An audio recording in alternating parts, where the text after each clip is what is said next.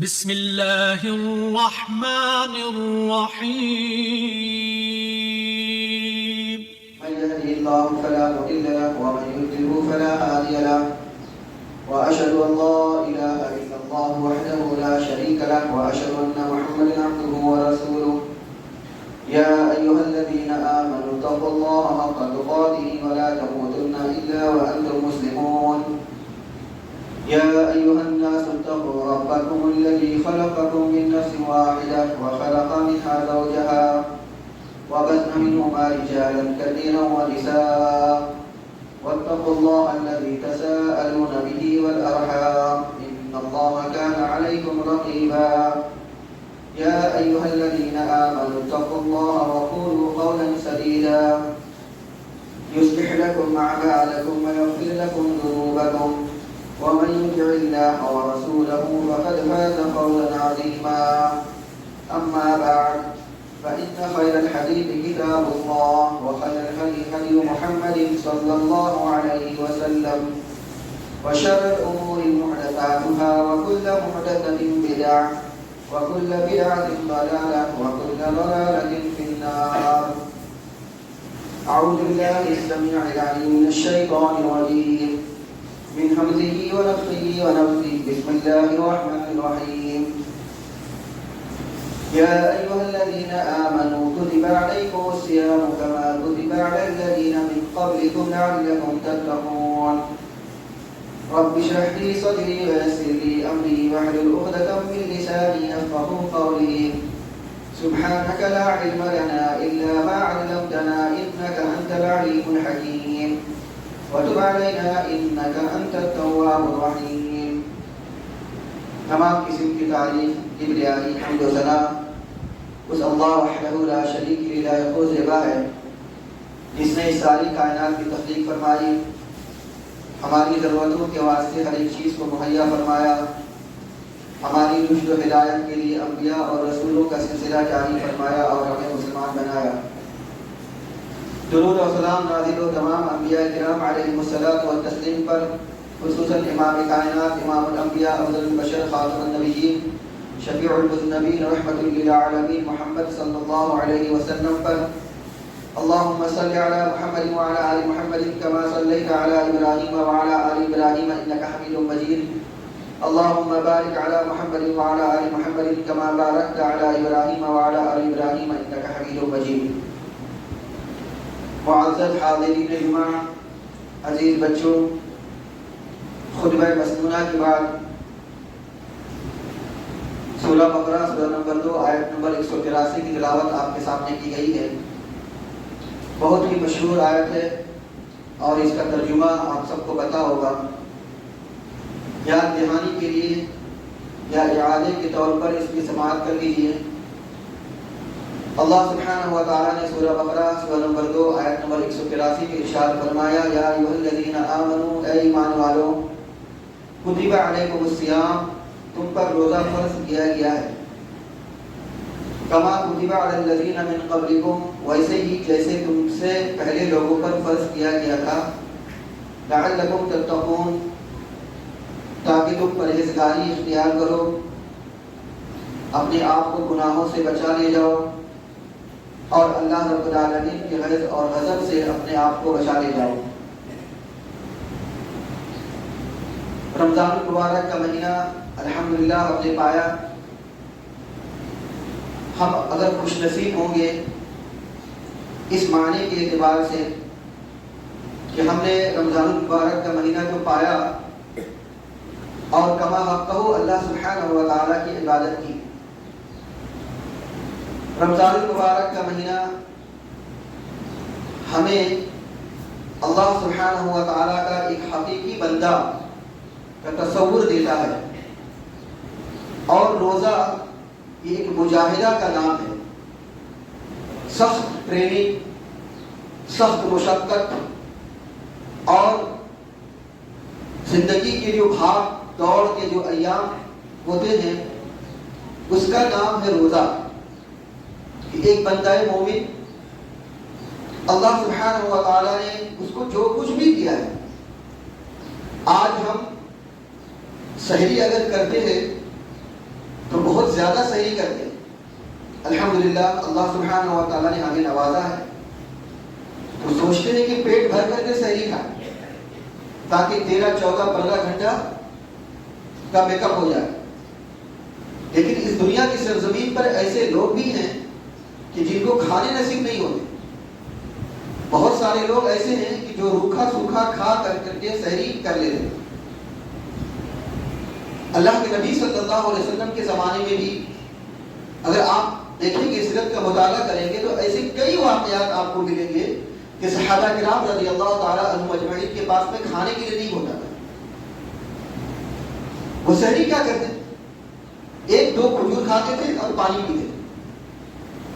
آج تو الحمدللہ ہمارے یہاں روٹی ہے، بریڈ ہے، دودھ ہے اور پتہ نہیں کئی طرح کے لوازمات الحمدللہ ہیں کہ ہم اس کو کھاتے ہیں اور اسی سے ہم سحری کرتے ہیں اور پھر گھنٹوں ہمیں بھوک کی نوبت نہیں آتی. تو لیکن وہ لوگ جو سحری مشکل سے کرتے ہیں یا جن کو کھانے کو ملتا نہیں، وہ کیسے سحری کرتے ہوں؟ اور پھر دن بھر دھوپ میں کام کرنا، کھیتوں میں محنت اور مشقت کرنا اور اسی طریقے سے دھوپ میں کھڑے ہو کر کے دکان لگانا، دھوپ کی تپش گرمی کو برداشت کرنا اور دھوپ کی تپش کو برداشت کرتے ہوئے پھر رات کو اللہ رب العالمین کے آگے کھڑا ہونا، وہ بھی لمبے کھڑے ہونا. سمجھ لیجیے کہ یہ ایک ریئل لائف کی حقیقی تصویر جو آپ کے سامنے میں پیش کی جا رہی ہے کہ رمضان المبارک کا مہینہ ہم کو اور آپ کو یہ بتا رہا ہے کہ زندگی یہی ہے، اصل زندگی یہی ہے کہ آپ دن بھر اللہ سبحانہ و تعالیٰ کی اطاعت و فرما برداری میں لگے رہیے، دن بھر اپنے آپ کو گناہوں سے بچاتے رہیے اور رات کو اپنے گناہوں کی معافی تلافی کے لیے اور اپنے درجات کی بلندی کے لیے اللہ رب العالمین کی رضا اور اس کی خوشنودی کو حاصل کرنے کے لیے لمبا قیام کیجیے اور اس میں اللہ رب العالمین کے آگے گلے وزاری کیجیے، بھیک مانگیے اللہ سبحانہ و تعالیٰ سے کہ اے اللہ ہمارے گناہوں کو بخش لے. یہی حقیقی تصور ہے، یہی حقیقی زندگی ہے.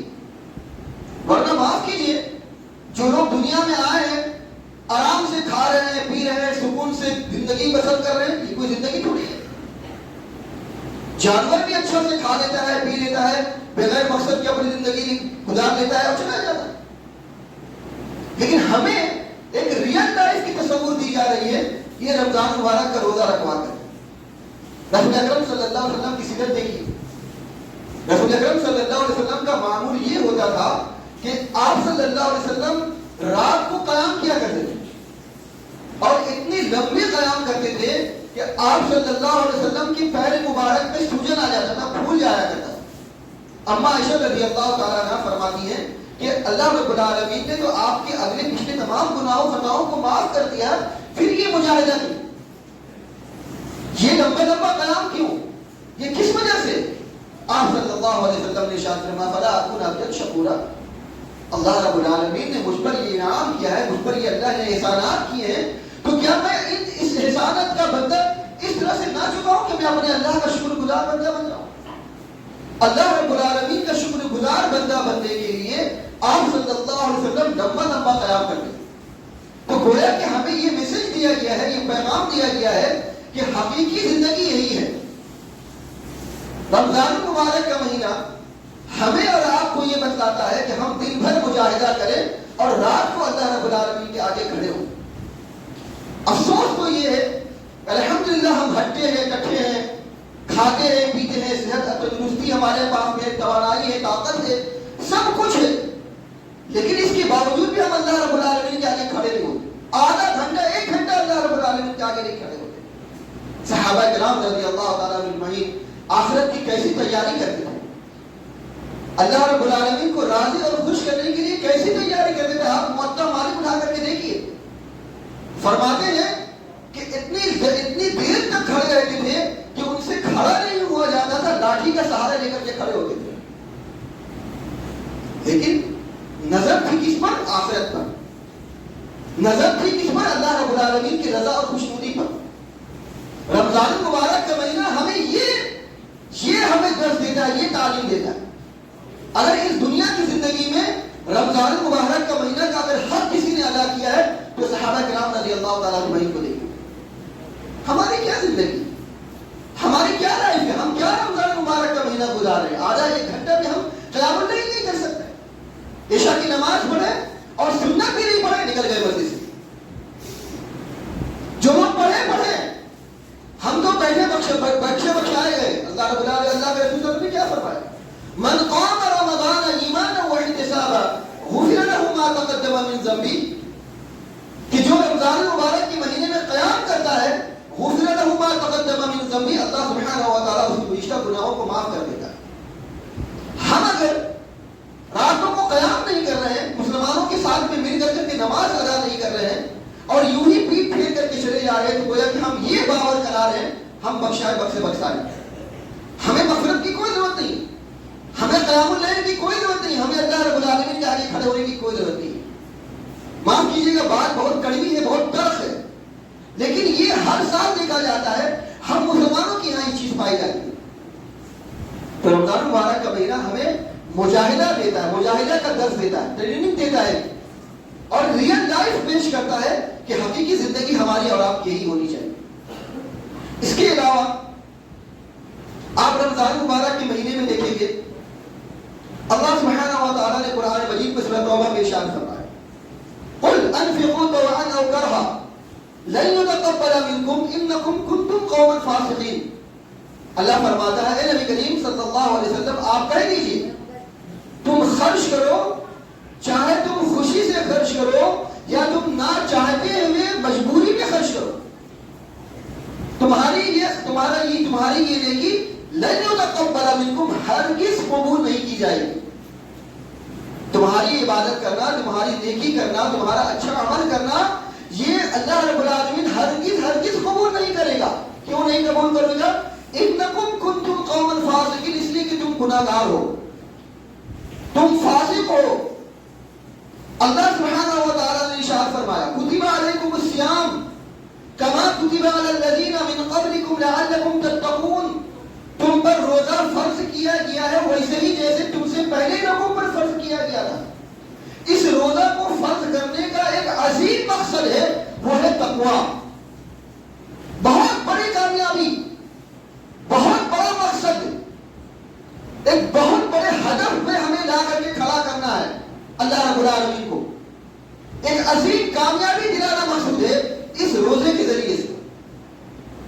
ہم کیا ہے کہ ہم صرف روزہ رکھ لیتے ہیں، بھوکے اور پیاسے رہ لیتے ہیں اور سب کچھ کرتے ہیں، لیکن اس عظیم مقصد کو، جو ہمیں جس مقصد کے تحت روزہ رکھوایا جاتا ہے، اس عظیم مقصد کو ہم لوگ سمجھنے کی کوشش نہیں کرتے کہ اللہ رب العالمین ہمیں اس عظیم مقصد کی طرف کیوں دعوت دے رہا ہے، کیوں بلا رہا ہے۔ مثال کے طور پہ اگر آپ اندازہ لگائیں گے تو ہم روزہ رکھتے ہیں، لیکن ہم میں سے کتنے لوگوں کے روزے ضائع اور برباد ہو جا رہے ہیں ہمیں خبر بھی نہیں۔ ہم روزہ رکھ رہے ہیں، بھوکے اور پیاسے رہ رہے ہیں، پنج وقت نمازوں کا اہتمام بھی کر لے رہے ہیں، قیام اللیل بھی کر لے رہے ہیں، لیکن ان ساری چیزوں کے باوجود بھی ہماری یہ سارے اچھے اعمال برباد ہو جائیں۔ اس میں ہمیں غور و فکر کرنے کی ضرورت ہے۔ مثال کے طور پہ داڑھی، یہ ایک اللہ کے رسول صلی اللہ علیہ وسلم کی عظیم سنت ہے۔ بہت سارے ائمہ اور محدثین تو یہ کہتے ہیں کہ داڑھی رکھنا فرض ہے، اور داڑھی کا کٹوانا، داڑھی کا چھیلنا یہ گناہ کبیرہ میں سے۔ ہمارے بہت سارے بھائی ایسے ہیں جو روزہ رکھتے ہیں لیکن روزہ رکھ کر کے اس گناہ عظیم کو انجام دیتے۔ کچھ لوگوں کے یہاں، ہمارے ہی اپنے یہاں کچھ لوگوں کا یہ خیال ہے کہ ایک مشت داڑھی ہو تو کافی ہے۔ وہ عبداللہ بن عمر رضی اللہ تعالیٰ عنہ صحیح بخاری کی روایت کو پیش کرتے، چلیے مان لیجیے کتنے لوگ تو ایسے ہیں کہ جن کی ایک مشت کیا، ایک انگل میں داڑھی نہیں ہوتی ہو، تھوڑی سی داڑھی بڑی ہو جائے بس خط بنانا شروع، کی داڑھی ادھر ادھر بھاگنے لگی، ادھر ادھر بڑی ہو گئی، تو گھنٹوں سے لوگ دکان میں بیٹھے رہتے ہیں اور اس کو جب تراشتے ہیں خراشتے ہیں تاکہ بالکل دکھنے میں اچھا لگے. یہ انسانی فطرت ہے. داڑھی کے سلسلے میں رسول اکرم صلی اللہ علیہ وسلم نے فرمایا کہ یہ فطرت ہے، یہ قدرت کا فطرت ہے، یہ قدرت ہے. یہ ہم اس قدرت سے چھیڑ چھاڑ کرتے ہیں، ہم اس فطرت سے چھیڑ چھاڑ کرتے ہیں. رسول اکرم صلی اللہ علیہ وسلم داڑھی سے اتنی زیادہ محبت کرتے تھے کہ رسول اکرم صلی اللہ علیہ وسلم کا باقاعدہ فرمان ہے کہ داڑھی کو چھوڑ دو. لیکن ہم اس روزہ رمضان کے مہینے میں روزہ رکھنے کے باوجود بھی سیلون دکان میں جاتے ہیں، داڑھی کٹواتے ہیں اور اس عظیم سنت کو گٹر کے ڈرتے نالی کی پھینک کے چلے آتے ہیں. یہ ہمارے دل میں ہم جو بھی گناہ کرتے ہیں، روزہ رکھ کر کے ہم جو بھی گناہ کرتے ہیں تو تھوڑا سا من میں خیال آتا ہے کہ کیا کر رہے ہم گناہ کا کام کر رہے ہیں. یا مان لیجیے ہم روزہ نہیں بھی رکھتے ہیں تو کوئی سا بھی اگر گناہ کرتے ہیں تو تھوڑا سا من میں خیال پیدا ہوتا ہے کہ ہم گناہ کا کام کر رہے ہیں. لیکن داڑھی کو چھیل کر کے داڑھی کو کاٹ کر کے ہمیں ذرہ برابر بھی افسوس نہیں ہوتا، بلکہ فخر ہوتا ہے کہ ہم اچھے دکھ رہے ہیں، خوبصورت دکھ رہے ہیں. یہ ہمیں تصور ہوتا ہے. تو اگر آپ اندازہ لگا لیجیے کہ داڑھی کا کاٹنا یا داڑھی کا چھیلنا یا داڑھی کا ترشوانا خرشوانا یہ گناہ عظیم میں سے، ہم روزہ رکھ کر کبھی اس گناہ عظیم کو انجام دے رہے ہیں. آیا ہمارا روزہ قبول ہوگا کہ نہیں قبول ہوگا، اس کا آپ اندازہ لگا لیجیے.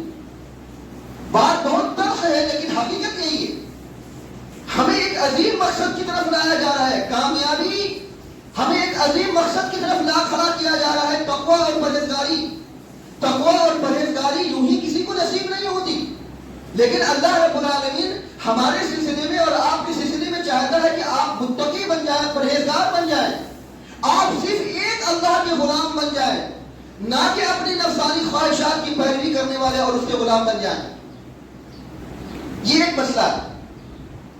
آپ علماء کے فتاوے اٹھائیے، علماء کے فتاوے میں آپ کو ملے گا کہ جو آدمی روزہ رکھ کے بھی اگر داڑھی کٹواتا ہے تو اس کے روزہ کا محافظ اللہ سبحانہ و تعالیٰ.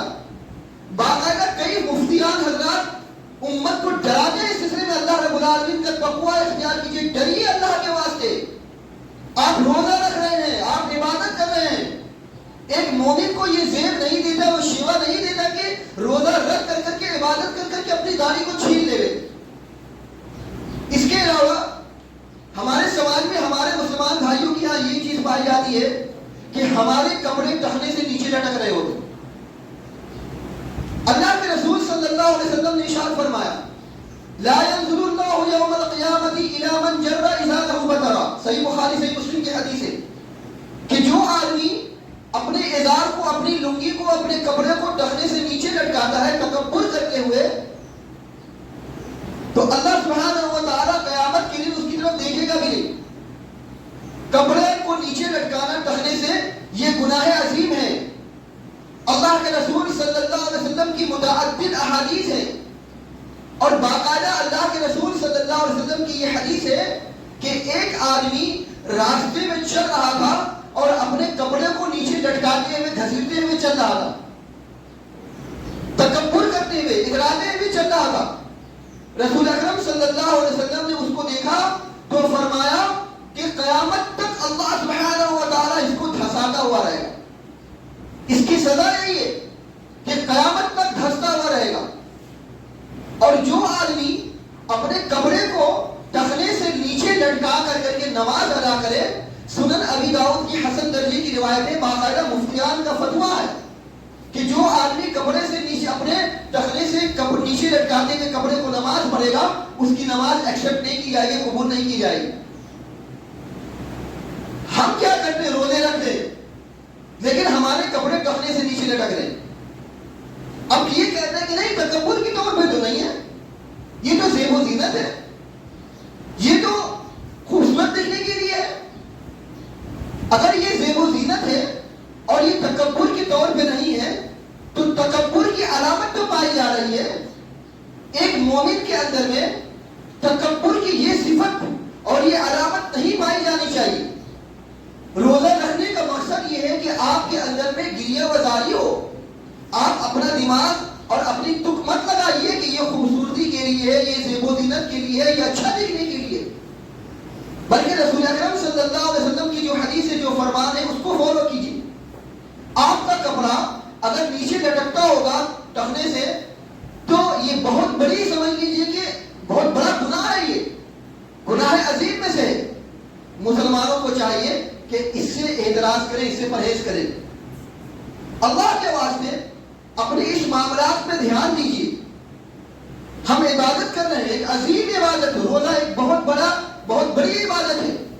اس بڑی عبادت کے ساتھ ساتھ میں اگر ہم گناہوں سے نہ بچیں تو جس طریقے سے عام دنوں میں گناہ کو کرتے ہوئے اس کی سزا ہوتی ہے, اگر ہم روزہ رکھ کر کے بھی اس گناہ کو کریں تو اس کی سزا میں اور زیادہ اضافہ ہو جاتا ہے. جس طریقے سے نیکی میں اضافہ ہوتا ہے رمضان مبارک کے مہینے میں, رمضان مبارک کے مہینے میں اگر ہم جان بوجھ کر کے کوئی گناہ کریں تو اس کی سزا میں بھی اضافہ ہو جاتا ہے. اس کا بہت ہی دھیان رکھیے. اس کے علاوہ ہمارے یہاں رمضان مبارک کے مہینے میں جیسے جیسے ایام گزرتے جاتے ہیں اپنا گریبان نہیں جھانکتے, ہم اپنے آپ کو ٹٹولتے نہیں ہیں. اب ہمارے یہاں تیاری شروع ہو جاتی ہے کس کی؟ عید الفطر کی.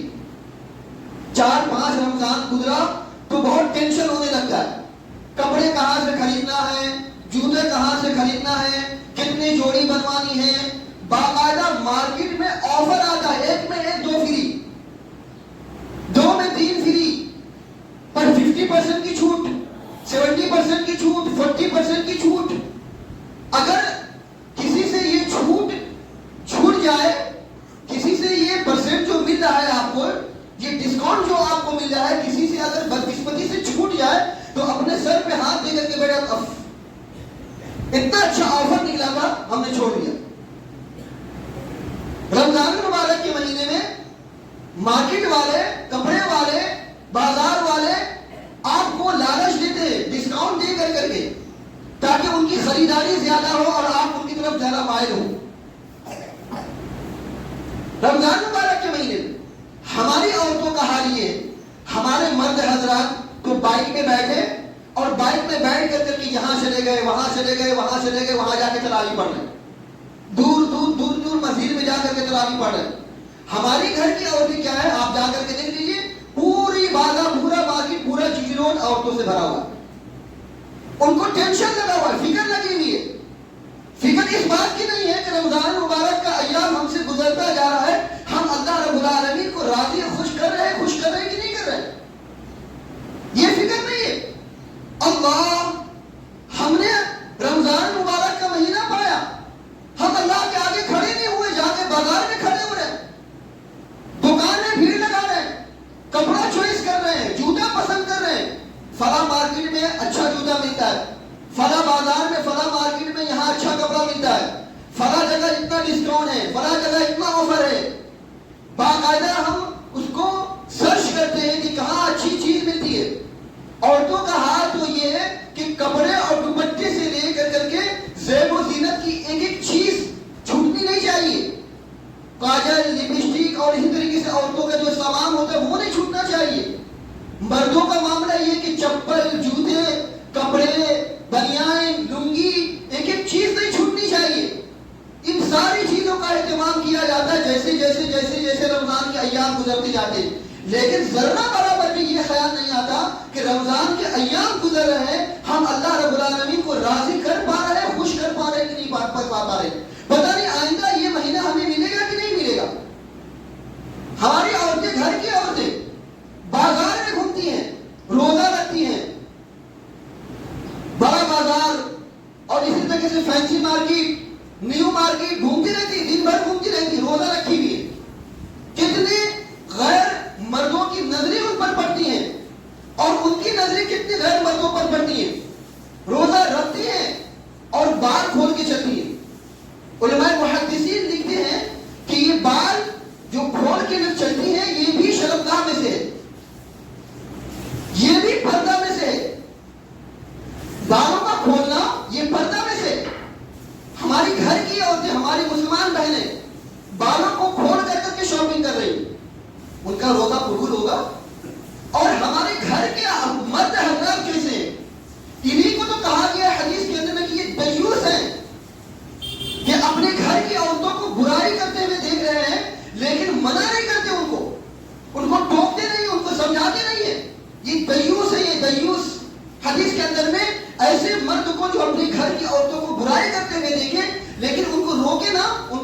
کہا گیا. اور کیسا قوام ہے وہ مرد؟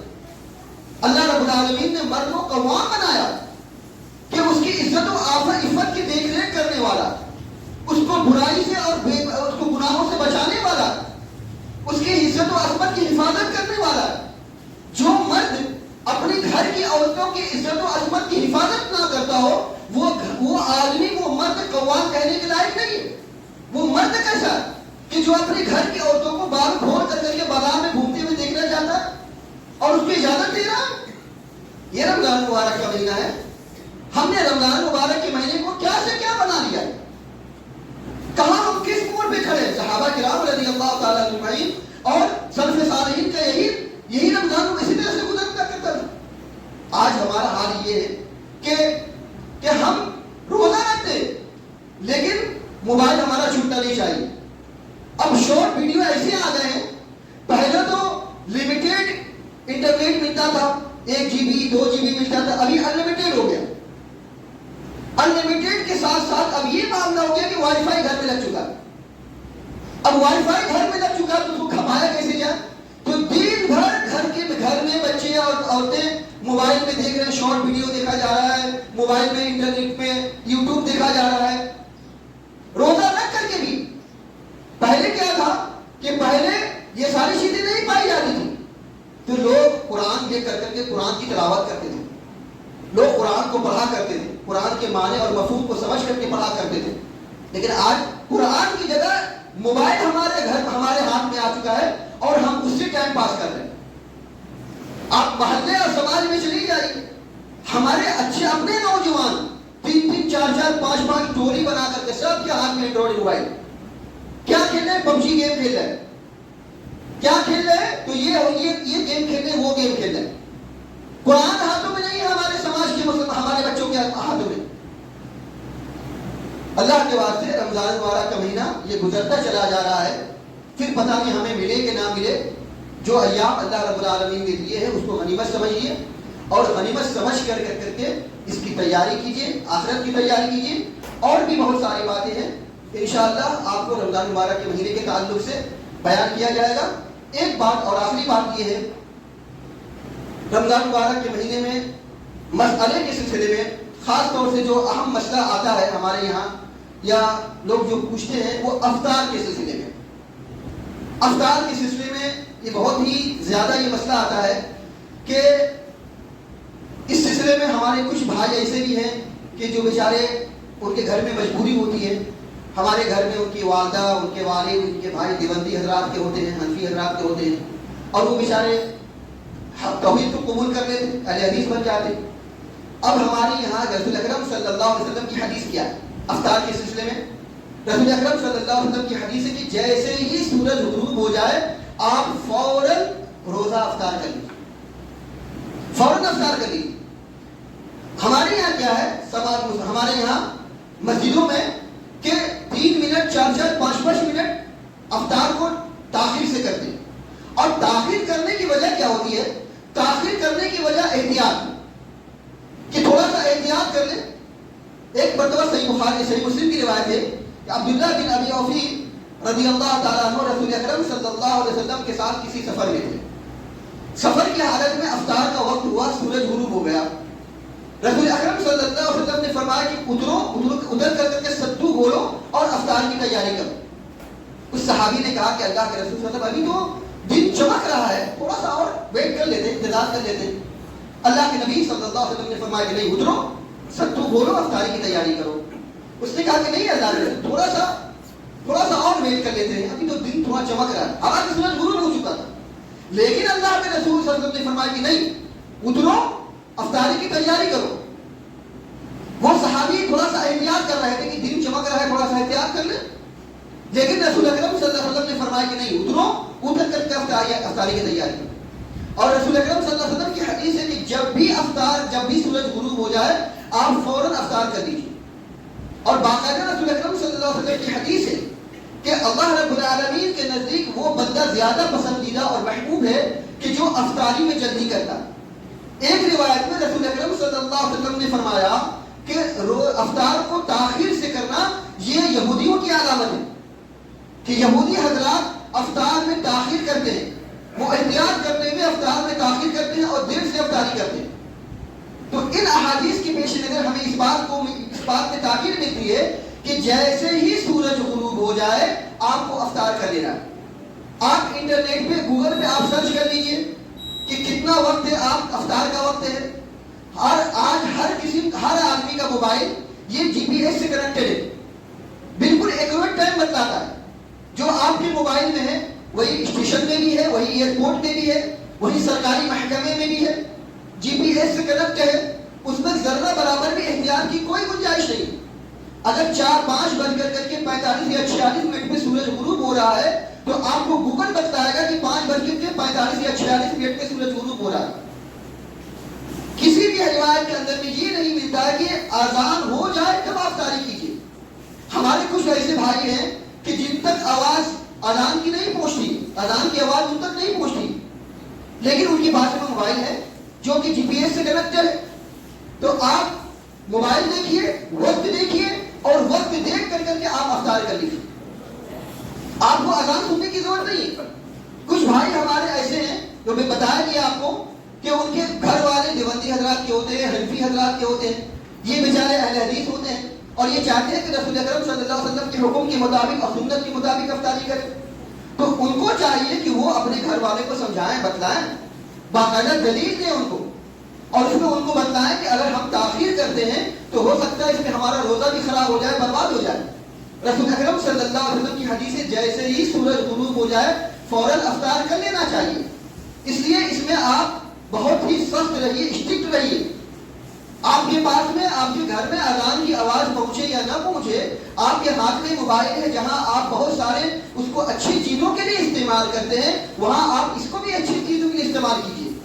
اس چیز کے لیے استعمال کیجیے کہ جیسے ہی وقت ہو جائے آپ فوراً افطار کر لیجیے۔